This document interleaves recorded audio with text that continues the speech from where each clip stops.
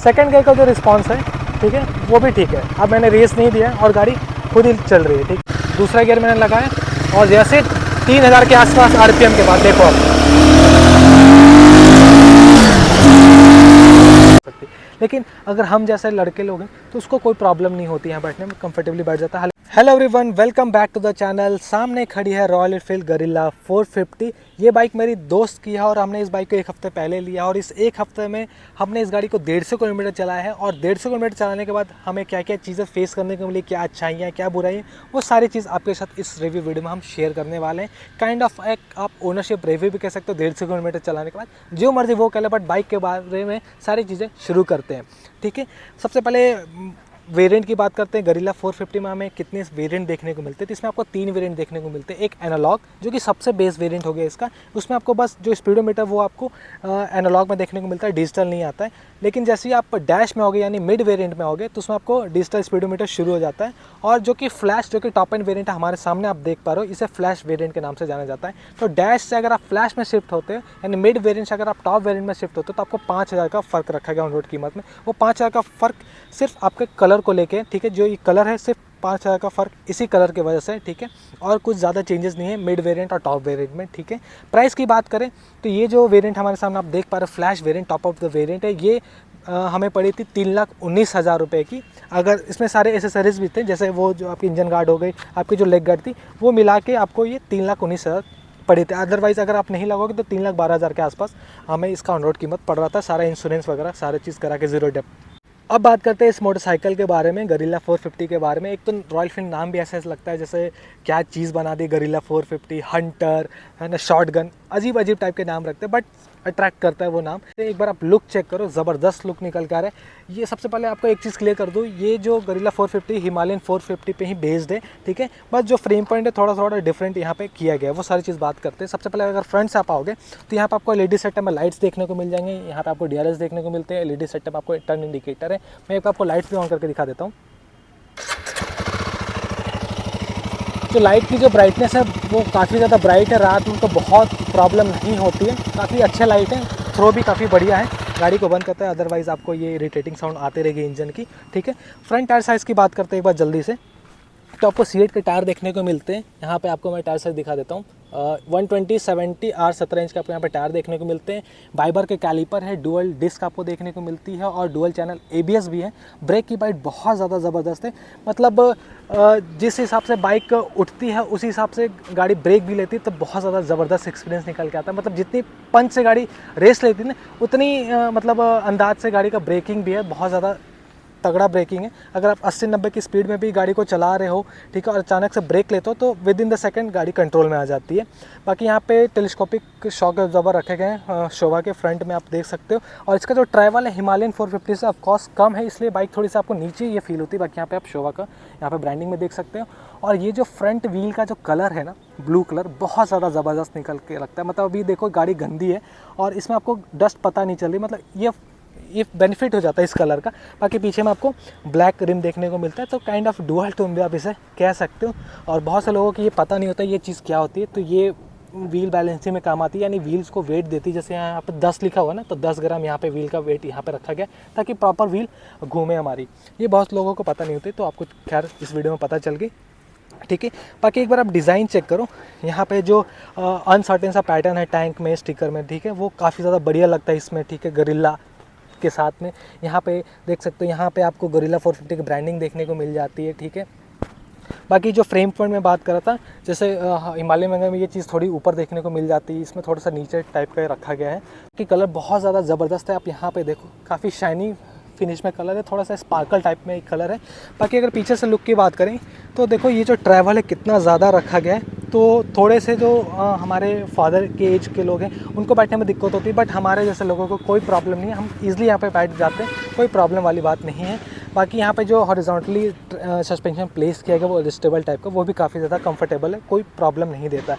बाकी यहीं पे आपको पीछे में इंडिकेटर प्लेस किया गया है, इसी में आपको ब्रेक लाइट भी रखा गया है। तो बहुत से लोग कहेंगे इसमें ब्रेक लाइट क्या है, बट ब्रेक लाइट भी यही है, इंडिकेटर भी हमारा यही है। यहाँ पर रिफ्लेक्टर है एज अ सेफ्टी, बट ये जो ब्रेक लाइट है ना, इंडिकेटर अगर आपने रात में चला रहे हो और आपने इंडिकेटर दिया और ब्रेक भी आपके जल रहे, तो ये इतना ज़्यादा विजिबल अच्छे से नहीं हो पाता है।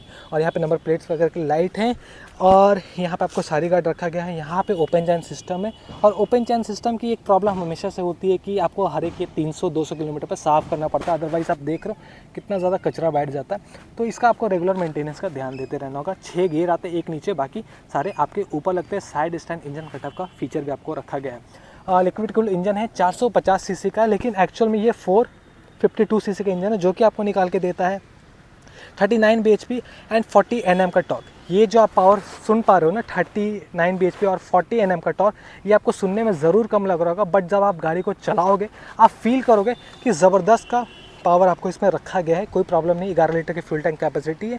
और अभी हमें ये जो गाड़ी माइलेज दे रही है वो है तकरीबन 20-21 का माइलेज दे रही है। अभी गाड़ी की पहली सर्विस भी नहीं हुई है, क्योंकि गाड़ी 150 किलोमीटर चली है, तो 20-21 का एवरेज ये निकाल के दे रही है। तो थोड़ा ऑफकोर्स जेब पे भारी होता ही है, लेकिन हाँ, गाड़ी भी उतनी ज़बरदस्त है। चीज़ जितना रापची के, खर्चा भी उतना ही है इसका। बाकी सीट वगैरह खोलना तो आप यहाँ से खोल सकते हो।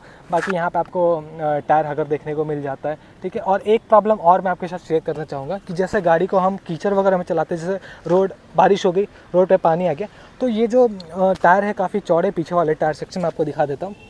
C8 के टायर है, यहाँ पे आपको मैं दिखा देता हूँ कि हाँ 160 R17 इंच का आपको यहाँ पे टायर देखने को मिलते हैं, ठीक है। काफ़ी ज़्यादा चौड़े टायर हैं और C8 के टायर है, और इसकी जो ग्रिप है काफ़ी ज़्यादा बढ़िया कॉर्नरिंग के टाइम पे। हालांकि जो दूसरे पैटर्न के होते हैं तो कहीं ना कहीं एक्सपीरियंस हमें थोड़ा सा और अच्छा देखने को, इससे भी कोई शिकायत हमें नहीं है।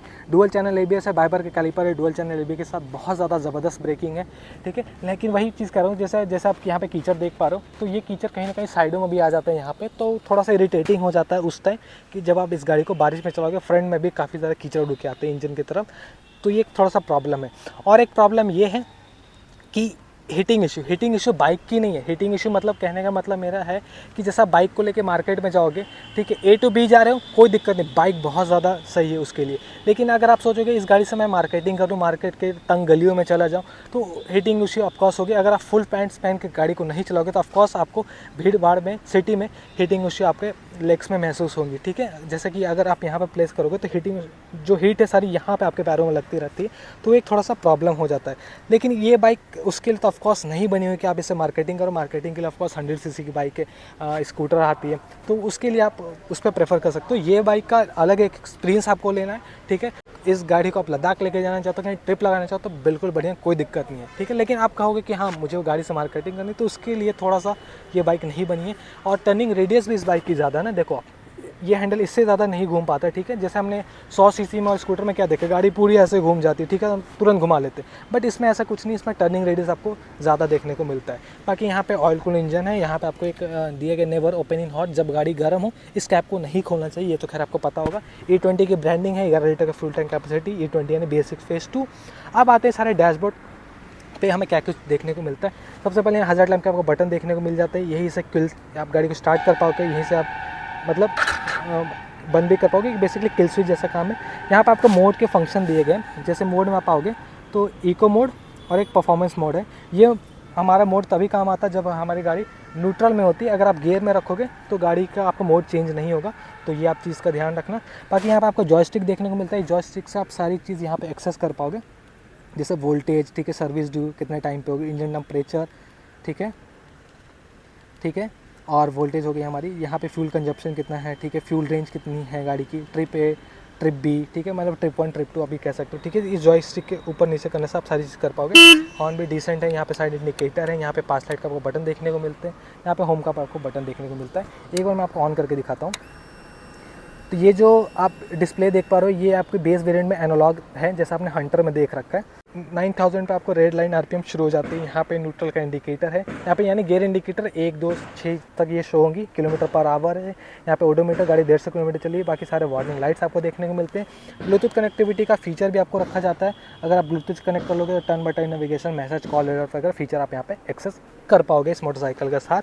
बाकी जो हैंडल की जो पोजीशन है, जो बैठने का अंदाज़ है, मतलब बैठने के बाद जो फील आता है बहुत ज़्यादा ज़बरदस्त है। राइडर के लिए सीट बिल्कुल कंफर्टेबल है, लेकिन वही अगर हम बात करें पीछे बैठने के बाद तो थोड़ा सा एक्सपीरियंस उतना ज़्यादा हमें अच्छा देखने को नहीं मिलता है, ठीक है। मतलब मैंने बताया नहीं, जैसे जैसे जो बड़े एज के बैठेंगे उनको उतना बड़े एक्सपीरियंस देखने को नहीं मिलेगा। बाकी जैसे हमारे एज के, उनके लिए बिल्कुल परफेक्ट है। बाकी फीचर्स है, सारी चीज़ें मैंने आपको बता दी। अब थोड़ा सा परफॉर्मेंस की तरफ आ जाते हैं। तो परफॉर्मेंस की तरफ अगर बात करें तो फर्स्ट गियर में गाड़ी की परफॉर्मेंस उतनी बढ़िया नहीं है, लेकिन जब आप दूसरे गियर में गाड़ी को 2500 RPM से ऊपर लेके जाते हो, बिल्कुल गाड़ी रॉकेट बन जाती है। मतलब जैसा लगे गाड़ी आपके हाथ से थमेगी नहीं, होता ना कि मेरे से संभल नहीं रही, उस टाइप का परफॉर्मेंस आपको इसमें देखने को मिलेगा। मतलब सडन से आपका एक टॉर्क पंच देखने को मिल जाता है, लेकिन फर्स्ट गियर में आपको वो एक्सपीरियंस देखने को नहीं मिलेगा। वो सारी चीज़ें अभी मैं आपको दिखाने वाला हूँ चला के गाड़ी को।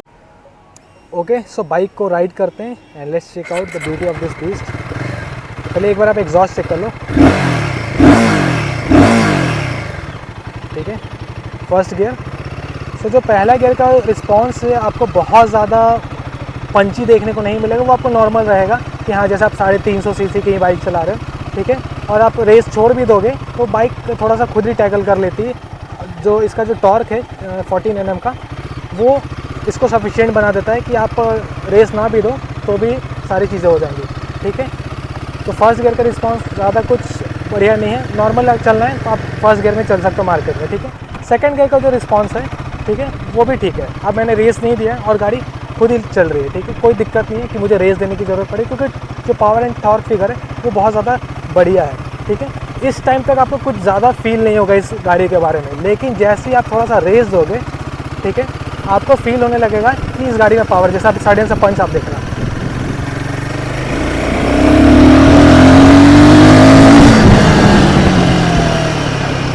ऑलमोस्ट 70 तक। ठीक है, और अभी मोड कौन सा है, पहले मैं मोड एक आपको चेंज करके बताता हूँ। अभी जैसे ये पावर मोड में थी मेरे हिसाब से, हाँ, अभी इको मोड में है। ठीक है, अभी मैंने इको मोड में रखा है। और ठीक है, चलो पावर मोड में देख लेते हैं। इको मोड मैंने पावर मोड में ऑन किया। ठीक है, और अभी थोड़ा सा पंच हम यहाँ पे चेक करते हैं। ठीक है, पहले गियर में कोई फ़र्क नहीं है। ठीक है, दूसरा गियर मैंने लगाया और जैसे 3000 के आसपास RPM के बाद देखो आप,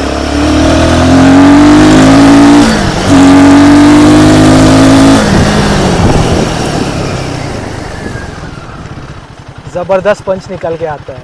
ये पावर मोड में। अब मैं आपको इको मोड में शिफ्ट करके बताता हूँ इको मोड में हमें क्या रिस्पॉन्स देखने को मिलता है। तो यही चीज़ मैं आपको बता रहा था। अभी गाड़ी जैसे इको मोड में शिफ्ट हो गई और अब आप इसका रिस्पॉन्स चेक करो। फर्स्ट गियर में कोई फ़र्क नहीं है, बिल्कुल नॉर्मल चलती है जैसे बाइक चलती है। ओके, जैसे आप सेकंड गियर में शिफ्ट हो गए, फिर से आपको वही पंच देखने को मिलेगा, बट अब थोड़ा कम देखने को मिलेगा।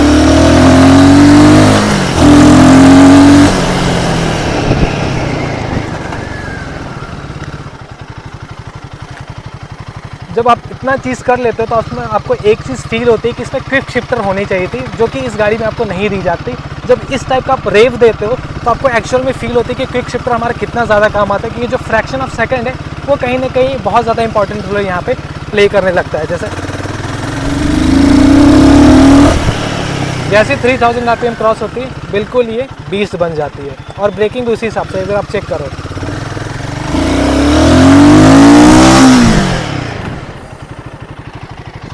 ज़बरदस्त। सो यही कुछ बातें थी दोस्तों गरिल्ला 450 के बारे में। उम्मीद करता हूँ हमारी ये छोटी सी रिव्यू आपको पसंद आई थी। इस वीडियो को ज़रूर करें लाइक। जो भी चीज़ें मैंने आपको बताई इस वीडियो में वो सारे अपने पर्सनल एक्सपीरियंस से बताई हैं, तो उससे आप कनेक्ट कर पाए होंगे, होप सो। एंड बाइक तो आप देख ही पा रहे हो। अगर कुछ चीज़ अच्छी नहीं लगी इस बाइक के बारे में तो वो भी आप मुझे कमेंट कर सकते हैं। बाकी रिव्यू और बाइक कैसे लगी आप वो भी मुझे कमेंट कर सकते हैं। तब तक के लिए हमेशा सेफ ड्राइव करें, जब भी बाइक चलाएं हेलमेट का प्रयोग जरूर करें, कार ड्राइविंग के दौरान सीट बेल्ट का इस्तेमाल जरूर करें, सेफ ड्राइव करें, हमेशा मुस्कुराते रहें। Till then take care, thanks for watching.